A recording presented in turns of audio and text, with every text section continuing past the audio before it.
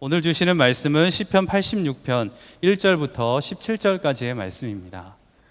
주님, 나에게 귀를 기울이시고 응답하여 주십시오. 나는 가난하고 궁핍한 사람입니다. 그러나 나는 신실하오니 나의 생명을 지켜주십시오. 주님은 나의 하나님이시니 주님을 신뢰하는 주님의 종을 구원하여 주십시오. 내가 온종일 주님께 부르짖습니다. 주님, 나에게 은혜를 베풀어 주십시오.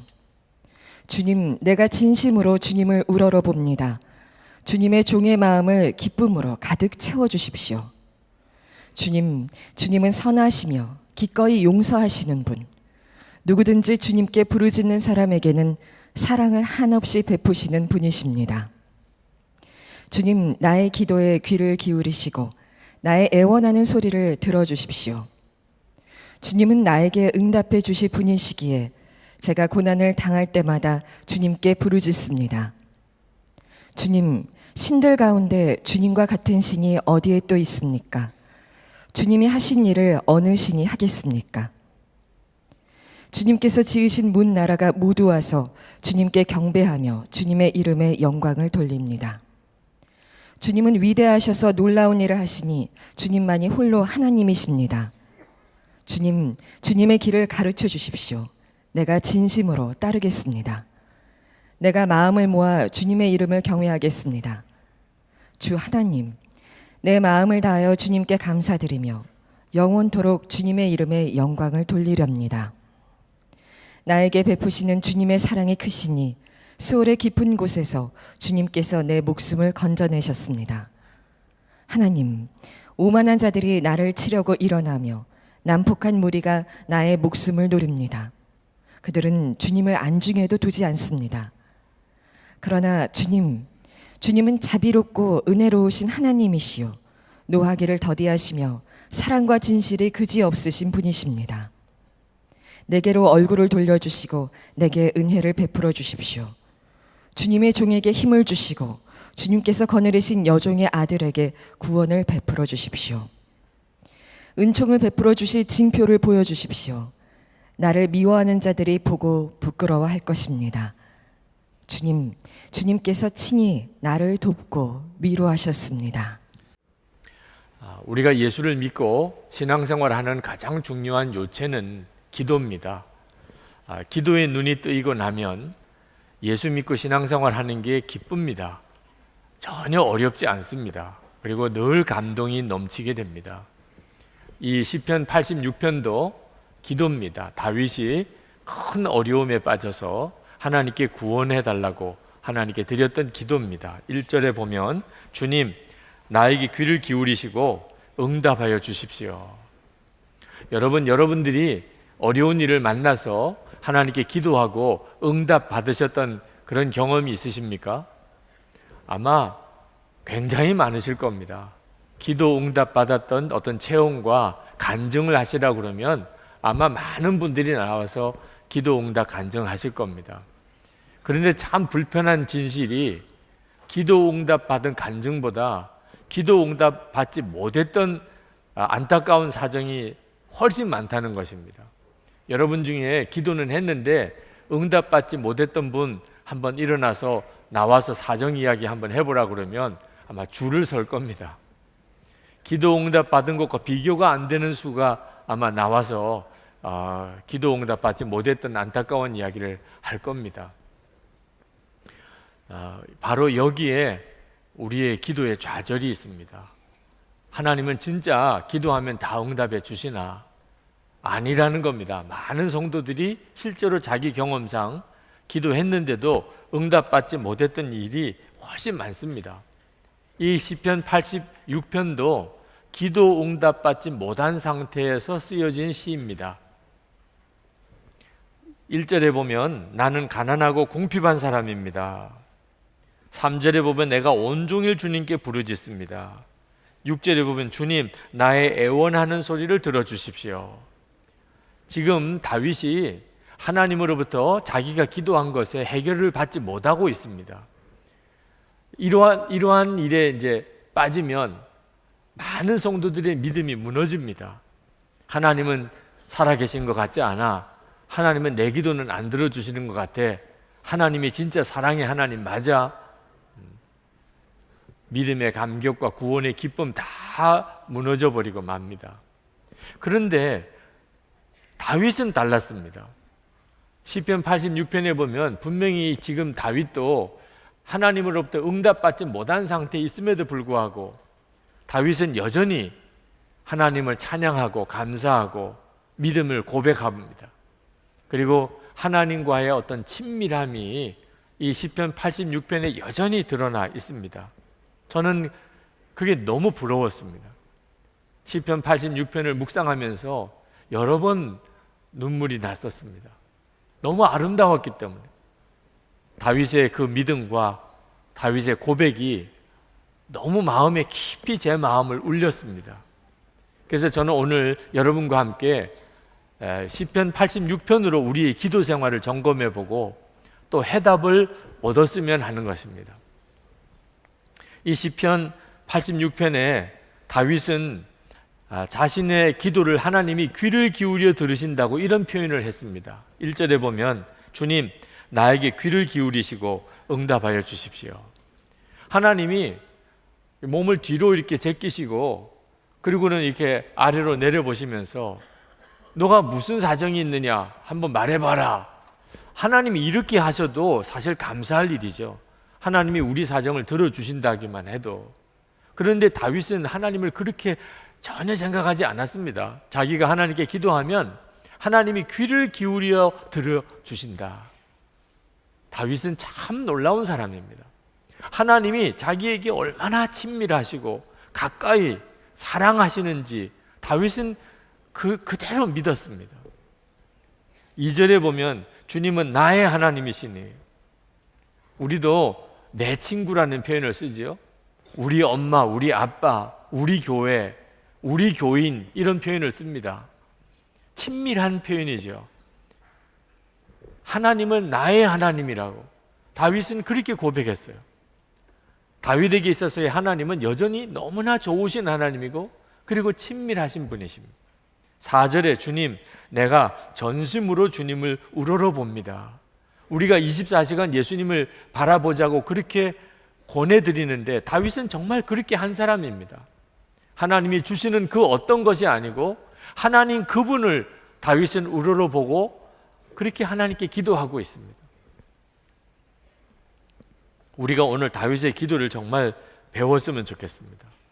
뭐 기도의 구조라든지 문장 표현이 아니고 다윗의 믿음입니다. 형편이 좋으나 어려우나 어쩌면 그렇게 다윗은 한결같이 하나님을 친밀하게 여겼고 그리고 하나님께 감사하고 사랑을 표현했을까 하는 것입니다. 다윗은 1절 2절에서 나는 가난하고 궁핍합니다. 그러나 나는 신실하오니 나의 생명을 지켜주십시오. 그는 그렇게 고백했는데 여기 신실하오니라고, 여러분은 하나님께 여러분 자신에 대해서 신실하다고 이렇게 표현할 수 있겠습니까? 다윗은 지금 가난하고 궁핍하다고 그랬습니다. 그런데 자기는 하나님께 신실하다는 겁니다. 그럼 무슨 뜻이지요? 다윗이 힘들고 어려운 일이 지금 생겼고 하나님께 기도하지만 아직 해결이 되지 않았지만 다윗은 여전히 하나님은 좋으신 하나님이라고 믿었고 하나님은 나와 가까이 계시고 내 기도를 귀를 기울여 들으시는 하나님이라고 그는 여전히 믿었다는 겁니다. 형편이 좋으나 어려우나 믿음이 달라지지 않았다는 거죠. 5절에 보면 다윗이 이렇게 표현합니다. 주님은 선하시며 기꺼이 용서하시는 분, 누구든지 주님께 부르짖는 사람에게 사랑을 한없이 베푸시는 분이십니다. 그냥 요 구절만 따서 읽으면 성도들이 하나님께 드리는 신앙 고백이죠. 그러나 다윗이 너무나 어려운 형편에서 가난하고 궁핍한 가운데서 이런 고백을 드리고 있다는 것을 주목해 봐야 되는 겁니다. 이런 경우를 신실하다고 말합니다. 우리가 흔히 하나님을 믿습니다, 하나님은 사랑이십니다 이렇게 고백을 하다가도 어려운 일이 생기고 나면 그 어려운 일이 아주 심하거나 또는 오래 가면 금방 마음이 변합니다. 하나님 왜 이러시는지 몰라. 하나님이 진짜 정말 살아계시는 한 거야? 하나님 나 사랑하시는 거 맞을까? 어려운 일이 닥쳐보아야 그 사람의 믿음이 진짜 어떤 믿음인지 드러나는 겁니다. 그런데 다윗은 어려운 처지에서 하나님을 여전히 좋으신 하나님, 사랑의 하나님으로 고백하고 있다는 거죠. 이것이 다윗이 말하는 신실함입니다. 8절에 다윗이 이렇게 고백합니다. 주님, 신들 가운데 주님과 같은 신이 어디에 또 있습니까? 주님이 하신 일을 어느 신이 하겠습니까? 여러분, 종교는 다 같지 않습니다. 신이라고 다 같은 신이 아닙니다. 하나님, 성경에 나타나 있는 하나님과 다른 종교에서 말하는 신과 한번 비교해 보십시오. 누구나 다윗처럼 그렇게 고백하게 될 수밖에 없습니다. 하나님 같은 신이 도대체 어디 있습니까? 12절에 주 하나님, 내 마음을 다하여 주님께 감사드리며 영원토록 주님의 이름에 영광을 돌리렵니다. 지금 어려운 형편에서 이런 고백을 하고 있는 겁니다. 13절에 나에게 베푸시는 주님의 사랑이 크시니, 지금 어려운데 말이에요. 말할 수 없이 지금 공군 가운데 빠졌는데 나를 향한 하나님의 사랑이 크시니 이렇게 표현합니다. 이것이 신실함입니다. 다윗은 자기가 어려움을 처해서 그리고 묵상하는 중에 자기가 뭔 잘못한 것을 깨달았던 것 같습니다. 내가 이런 일 때문에 하나님의 징계를 받는 게 아닌가, 그렇게 생각이 들었던 것 같아요. 그래도 다윗은 마음이 무너지지 않았습니다. 하나님은 여전히 용서와 사랑과 은혜의 하나님이심을 믿었기 때문에 15절에 그러나 주님은 자비롭고 은혜로우신 하나님이시요 노하기를 더디하시며 사랑과 진실이 그지 없으신 분이십니다. 다윗은 정말 그렇게 믿었어요. 하나님은 용서와 그리고 사랑의 하나님이십니다. 그래서 다윗은 하나님께 더 나아갑니다. 징계라고 느끼면서도 16절에 내게로 얼굴을 돌려주시고 내게 은혜를 베풀어 주십시오. 주님의 종에게 힘을 주시고 주님께서 거느리신 여종의 아들에게 구원을 베풀어 주십시오. 내게로 얼굴을 돌려주시고, 여러분, 어린아이가 엄마한테 혼이 났는데 엄마가 아주 얼굴이 화가 나서 보려고도 안 합니다. 그때 엄마에게 가서 그 엄마의 화가 난 얼굴을 자기에게로 이렇게 돌려서 그렇게 돌리는 어린아이의 모습을 보는 것 같잖아요. 누가 도대체 하나님께 그렇게 할 수 있겠어요? 다윗은 하나님께서 화가 나셨나? 그래도 하나님 얼굴을 돌려주세요, 이렇게 표현할 수 있는 이 다윗의 믿음과 친밀함이 너무너무 부러운 것입니다. 우리가 하나님께 기도할 때 응답이 되느냐 안 되느냐 하는 문제도 중요하지만 기도 중에 이런 친밀함을 놓치지 않을 수 있다면 그러면 얼마나 놀라운 일이 벌어질까. 다윗은 도대체 어떻게 이렇게 그 어려움 중에도 기도가 아직도 응답되지 않은 그런 어려움 상황에 있으면서도 하나님을 이렇게 친밀하게 느낄 수 있었을까요? 놀라운 고백이 마지막에 나옵니다. 17절 마지막에 다윗이 이렇게 고백합니다. 주님께서 친히 나를 돕고 위로하셨습니다. 위로하셨다는 거예요. 자, 하나님이 기도한 대로, 다윗의 기도한 대로 응답해 주시진 않았습니다. 그런데 위로하셨다는 거예요. 위로를 받았다는 겁니다. 여러분, 우리가 잘 아셔야 합니다.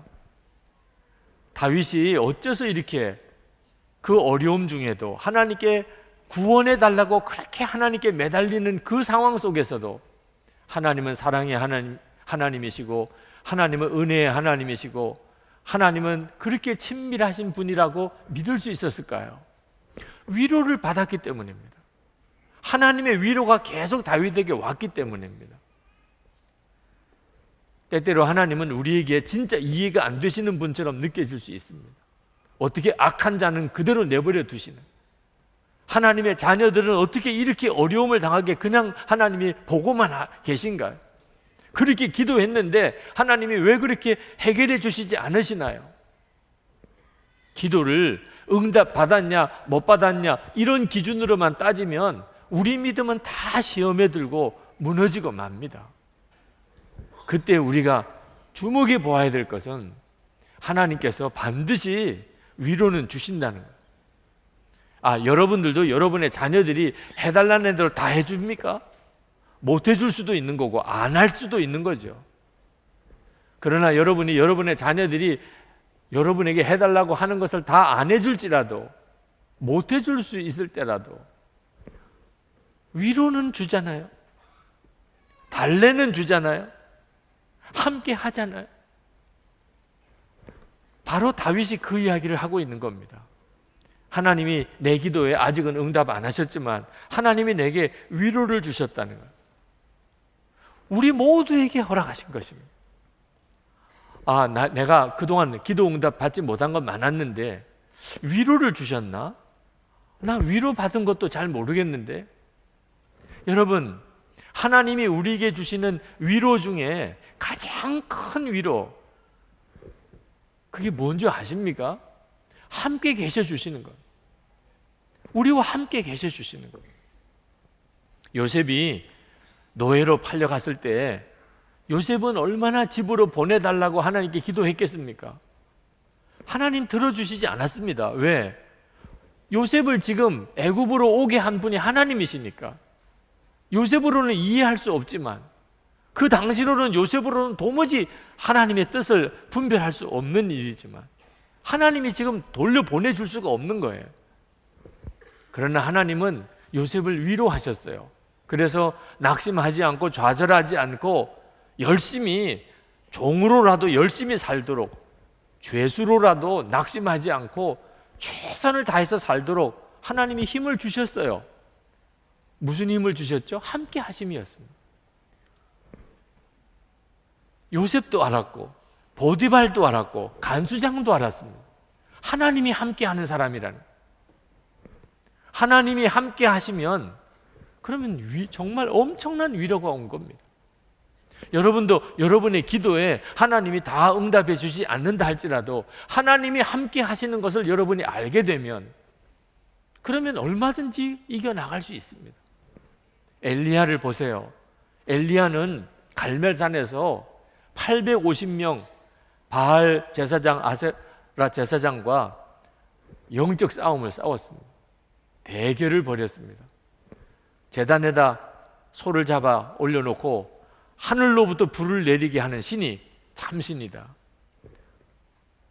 엘리야의 제단에 하늘로부터 불이 내렸습니다. 이것보다 더 놀라운 승리가 어디 있겠습니까? 그런데 바로 그 다음에 보면 엘리야는 도망자가 됩니다. 이세벨 여왕이 엘리야를 죽이려고 쫓아다님, 엘리야는 도망을 갑니다. 엘리야로서는 속 터지는 일이에요. 우리로서도 이해가 안 되는 일입니다. 아니, 하늘에서 불을 내려서 재물을 불태웠던 이 제사장이, 이 선지자가, 아니 이세벨이 뭐가 무서워서 도망을 갑니까? 하늘에서 불을 내려서 이세벨을 죽게 하면 되잖아요. 그런데 하나님이 허락하지 않는 겁니다. 엘리야는 자기 마음대로 불을 내리고 안 내리고 한 사람이 아닙니다. 하나님이 불을 내리시니까 불이 내린 거죠. 그런데 하나님이 이세벨을 죽이지 않는 거예요. 그냥 살려두시는 거예요. 하나님의 계획과 때가 있기 때문에 아직은 이세벨이 죽지 않습니다. 그 이세벨이 엘리야를 죽이려고 하니 도망가는 수밖에 없는 거죠. 도망가는 엘리야의 속은 정말 뒤집어질 정도로 힘들었습니다. 그래서 광야에서 조그만 나무 밑에 그냥 머리 디밀고 거기서 하나님께 기도했습니다. 여호와여, 넉넉하오니 지금 내 생명을 취하옵소서. 나는 내 열조보다 낫지 못하나이다. 기도 응답 받지 못한 하나님의 종의 이야기잖아요. 그는 진짜 차라리 죽고 싶었어요. 하나님, 이럴 거면 나 죽여주세요. 하나님은 그래도 이세벨을 치시지 않았습니다. 그러나 죽겠다고, 차라리 죽는 게 낫다고 가시덤불 밑에 들어가서 거기서 로뎀나무 밑에서 죽겠다고 쓰러져 있는 이 엘리야를 하나님의 천사를 보내서 숯불에 구운 떡을 먹이고 물을 먹입니다. 그리고 그가 기력을 회복하게 만들어줘요. 그리고 40주야를 더 가서 호렙산에 거기서 하나님이 만나 주십니다. 여러분, 하나님께서 우리 기도를 응답해 주시지 않는다, 내가 기도한 대로 해결해 주시지 않는다고 하더라도 반드시 하시는 것은 위로이십니다. 나와 함께 계시고 여전히 내 기도를 듣고 계시고 그리고 나와 동행해 주신다는 것에 대한 확인, 이것만큼은 반드시 주신다는 것입니다. 큰 어려움에 빠진 여성도 한 분이 기도를 받으시겠다고 오셨어요. 그분이 겪고 있는 어려움을 너무나 잘 알고 있기 때문에 그저 기도해 드릴 수 있었지만 그분이 정말 뭘 기도받기를 원하시는지 한번 물어봤어요. 기도 제목이 무엇이냐고. 그랬더니 그분이 하는 이야기가 너무 많은 어려움 때문에 기도 제목도 참 많지만 그러나 제가 오늘 목사님에게 와서 꼭 기도받고 해결받고 싶은 것은 예수님께서 정말 내 마음이 계신지를 알고 싶다는, 예수님께서 정말 내 마음이 계신가, 그것만 분명하다면 그런 마음의 소원이 든다는 것. 여러 가지 어려운 문제가 많지만 주님은 진짜 나와 같이 계실까? 목사님, 그게 정말 궁금하고 그 기도를 받고 싶습니다. 제가 그분에게 기도하기 전에 우리가 교회에서 처음 새가족 양육을 받을 때 9단원에 나오는 메시지, 예수님의 사람 제자 훈련 할 때 2단원에 나오는 메시지, 예수 믿은 성도 안에 예수님이 함께 계시는 증거, 그걸 성경 구절을 통해서 하나하나 말씀을 드렸어요. 예수님을 정말 주님이라고 고백하십니까? 그러면 주님이 당신 안에 계신 것입니다. 당신은 하나님을 아버지라고 부르고 기도하십니까? 그러면 주님이 당신 안에 계신 것입니다. 당신은 말씀을 들을 때, 기도를, 찬양을 들을 때 은혜가 되십니까? 그러면 성령께서 그렇게 하시는 것입니다. 당신은 사랑하고 용서하라는 마음이 자꾸 마음속에 일어나십니까? 그러면 성령께서 그렇게 하시는 것입니다. 당신은 잘못했을 때, 하나님 뜻대로 살지 못했을 때 성령의 근심을 느끼십니까? 그것은 성령께서 그렇게 하시는 것입니다. 그러니까 성령의 근심이라고 하는 거죠. 당신의 마음속에는 하나님을 위해서 무언가 하고 싶은 마음이 있습니까? 성령께서 그런 마음을 주신 것입니다. 당신은 당신 주변에 있는 가족이나 친척들, 주위 사람들을 전도해서 예수 믿게 하고 싶은 마음이 있습니까? 바로 그것이 당신 안에 계신 주님이 하시는 일입니다. 하나하나 말씀을 드릴 때 그분이 막 울기 시작하셨어요. 너무 놀라우니까. 주님이 나와 함께 계시다는 사실이 하나하나 분명하게 확인이 되면서 그는 너무 울었어요. 주 예수님 우리와 함께 계시면, 그러면 갑자기 내 상황과 문제가 다 달리 보여요. 하나님이 몰라서 내 기도 안 들으시고 모르시고 계신 거 아니구나. 하나님이 능력이 없어서 내 기도 지금 들어주지 않는 거 아니구나. 하나님이 나와 함께 계신 거 분명하다면, 그러면 어떤 처지와 형편에서도 우리는 다윗과 같이 고백하게 됩니다. 예수님을 믿으면 누구나 다 예수님을 이렇게 인격적으로 알고 주님과 이렇게 친밀히 교제할 수 있는 걸까요? 나는 예수를 믿어도 전혀 주님을 인격적으로 만난 적도, 그렇게 교제한 적도 없는데. 여러분, 엠마오로 가는 길에 두 제자, 예수님과 함께 걸어가면서 대화도 하고 오랜 시간 같이 있었습니다. 그런데 그들은 예수님이 예수님인 줄 몰라봤습니다. 지금도 너무 많은 그리스도인들이 꼭 그와 같이 살고 있습니다. 주님이 안 계신 게 아니에요. 눈이 열리지 않아서 주님을 보지 못하고 있는 것뿐입니다. 여러분, 오늘 이렇게 교회를 나오셨는데 하나님이 여러분을 불러서 오신 거 아십니까? 여러분이 스스로 교회에 나오신 거 아닙니다. 누구든지 자기가 그냥 하나님께로 나올 수 있는 사람 없습니다. 하나님이 다 불러주셔야, 그래야 하나님께 나올 수 있는 겁니다. 요한복음 6장 44절에 이렇게 말씀했습니다. 나를 보내신 아버지께서 이끌지 아니하시면 아무도 내게 올 수 없으니. 아무도라고 그랬습니다. 하나님께서 예수님께로 그 사람을 이끌지 않으시면 아무도 주님께로 올 수가 없다. 그 말은 뒤집어 이야기하면 주님께 나왔다면 하나님이 이끄셔서 오신 거예요. 여러분, 왕궁으로 초청장을 받았다면 왕궁 문만 만져보고 가라고 초청장을 보낸 겁니까? 왕궁 안에 들어와서 거기서 잔치를 하든지 왕궁을 둘러보든지 거기서 살라고 초청장을 보낸 거죠. 하나님이 오늘 이 시간에 여러분을 이렇게 부르셨다면, 여러분 교회 와서 예배당 구경만 하고 가라고 하나님이 부르셨겠습니까? 예수님이 나를 따르라 이렇게 부르셨다면 예수님과 함께 먹고 예수님과 함께 살면서 주님과 동행하자고 부르신 거 아니에요? 여러분들은 놀라운 삶으로 부르심을 받았다는 사실을 믿으셔야 돼요. 그저 교회만 왔다가 예배당 구경만 하고 예배 자리에 잠깐 참석했다가 가는 거 아닙니다. 한 주간 내내 힘들게 살다가, 영적으로는 메마른 상태에 살다가 잠깐 한 시간 찬송하고 기도하고 설교 듣고 또 한 주간 내내 영적으로는 메마르고 힘든 상황 속에 그렇게 살도록 우리가 부름을 받은 줄 아십니까? 예배와 기도 시간만 아니고 가정에서든 직장에서든 길거리에 걸어가든지 늘 주님이 내 안에 계시고 나는 주님 안에 있으면서 주님과 동행하며 살도록 우리는 부름을 받은 거예요. 그저 예수님이 내 안에 계시지 이 정도만 아는 것 가지고는 위로받았다고 할 수가 없습니다. 그 주님과 나 사이가 친밀하게 될 때예요. 그러면 그때 압니다. 내가 원하는 대로 기도한 대로 어떤 일이 이루어지지 않아도 마음에 요동함이 없습니다. 내가 주님을 너무나 친밀하게 아니까. 16절에 다윗이 이렇게 기도합니다. 주님께서 거느리신 여종의 아들에게 구원을 베풀어 주십시오.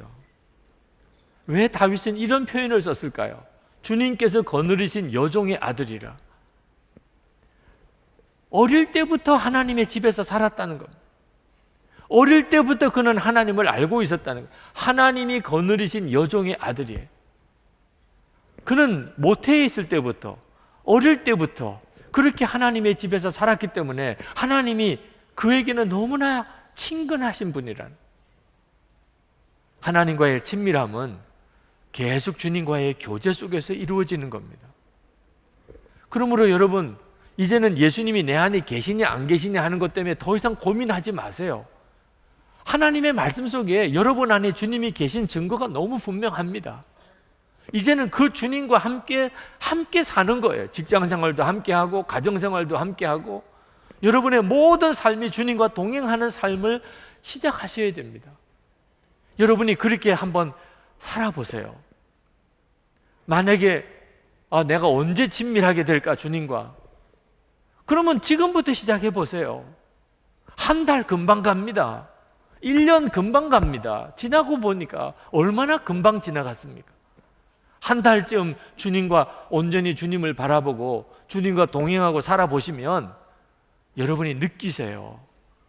내 삶이 완전히 달라졌다는 것. 여러분 1년 동안만 주님과 동행하는 삶을 여러분이 살아본다면 내년 10월 첫째 주일 여러분 다윗을 충분히 이해하게 돼요. 다윗의 기도가 구구절절히 여러분의 기도가 됩니다. 목사님, 저는 의지가 너무 약해서 주님과 그렇게 친밀하게 살고 싶지만 한 달 동안 주님을 바라보고 1년 동안 주님과 온전히 교제하고 저는 살 자신이 없습니다. 정말 그런 분이 계십니까? 주님과 친밀해지고는 싶은데 의지가 약해서 못하겠다. 그러면 저에게 오세요. 제가 도와드릴게요. 주보에 전면 광고 실어드릴게요. 여러분의 사진 그리고 여러분의 이름하고 주소, 전화번호 전 교인들이 도와드릴게요. 매일 확인해 드릴게요. 주님과 동행하고 살았는지, 정말 영성일기는 제대로 썼는지, 오늘 아침에 주님 바라보았는지, 밥 먹을 때 주님 바라보았는지, 하루에 10통씩 100통씩 전화 드려볼게요. 진짜 주님과 동행하고 살고 싶은 마음이 있는 분들은 길이 있습니다. 속해 가족들끼리 얼마나 좋은 하나님의 방법인지 모릅니다.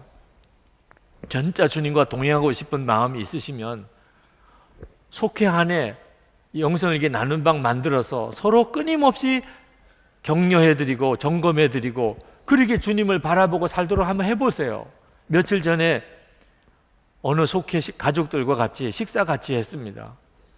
그분들의 상의예요. 속해 방학 기간 동안에 모든 속해원들이 하루도 빠지지 않고 다 영성일기를 쓴 속해 상의 담임 목사와 밥 먹는 거라 제가 밥값을 내고 식사 같이 했습니다. 제가 물어봤어요.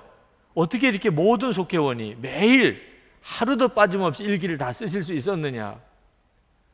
속회 안에 어느 여집사님이 자기는 소원이 담임 목사님과 밥 한 번 먹는 거라. 이렇게 소원이라고 이야기를 하니 속회원들이 난감한 겁니다. 영성일기 쓰는 것도 부담스럽고 잘 쓸지 자신도 없고 솔직히 쓰고 싶은 마음도 별로 없는데, 아니 속회원 중에 한 집사님이 소원이 그거라. 담임 목사님과 밥 한 번 같이 먹는. 그래서 그러면 우리 그 소원 들어드리자. 그래서 한 달 동안 방학 때 내내 같이 영성일기 쓰면서 서로 댓글로 점검해 드리면서 그렇게 쓰셨다는 거예요. 근데 고백하시더라고요.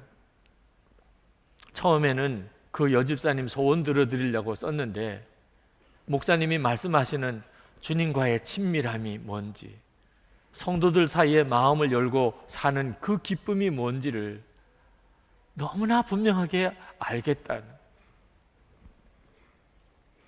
다윗이 하나님과 친밀함을 누리고 나니까 기도 응답 받았냐 안 받았냐는 건 더 이상 문제도 안 돼요. 왜? 기도하면 하나님의 위로가 계속 오니까. 엘리야가 갈멜산에서는 하늘에서 불이 떨어지더니 하나님이 왜 저 이세벨은 그냥 살려두는지 이해할 수가 없었어요. 엘리야가 낙심해서 쓰러졌을 때 하나님은 까마귀를 통해서 숯불에 구운 떡을 먹이고 물을 먹이시고 그리고 그 종을 낙심해서 다시 위로하여 일으키셨어요. 하나님은 오늘 우리에게도 떡과 포도주로 성찬을 우리에게 주십니다. 저는 말할 수 없는 하나님의 위로라고 생각합니다. 여러분 중에는 솔직히 낙심한 분 있으실 거예요. 하나님이 진짜 나 사랑하시나? 하나님이 나 알기는 아실까? 하나님이 왜 내 기도는 이렇게 들어주시지 않으시지? 그런 분들이 이 시간에 많으실 거예요. 우리 주님이 여러분에게 말씀하십니다. 주님의 때와 하나님의 방법이 있는 거예요. 여러분은 도무지 이해할 수 없는 하나님의 섭리도 있습니다. 그러나 하나님은 위로는 반드시 주십니다. 내가 너와 함께 하잖아. 내 살과 피야. 우리가 도무지 믿지를 못하니까, 그냥 말씀으로는 도무지 믿지를 못하니까 우리가 입으로 씹고 그리고 혀로 맛을 보면서 그렇게 주님은 우리에게 확인해 주시는, 내가 너와 한 몸이잖아. 내가 너와 한 몸이잖아.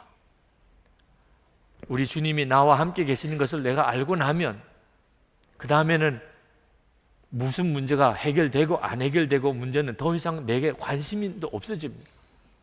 주님이 나와 함께 하시는 것이 이렇게 분명하니 저는 주님 한 분이면 충분합니다.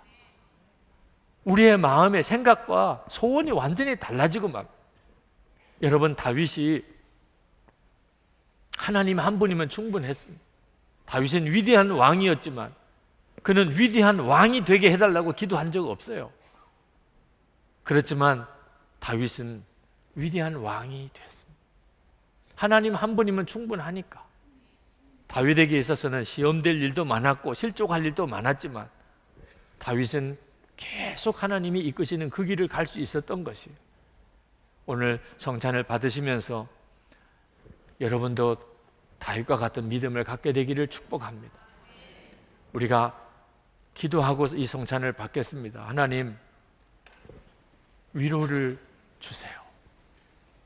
하나님, 제가 하나님의 길을 아직은 잘 모르겠습니다. 하나님의 섭리도 잘 모르겠습니다. 그러나 하나님, 제가 오늘도 이겨나갈 수 있는 그 힘을 주세요. 저와 함께 계심을 분명하게 알게 해주세요. 주님, 그러면 충분하겠습니다. 성찬을 통해서 주의 성령께서 제 마음을 터치하시고 그리고 제게 영적으로 소생하게 해주세요. 우리 다 같이 통성으로 기도하겠습니다.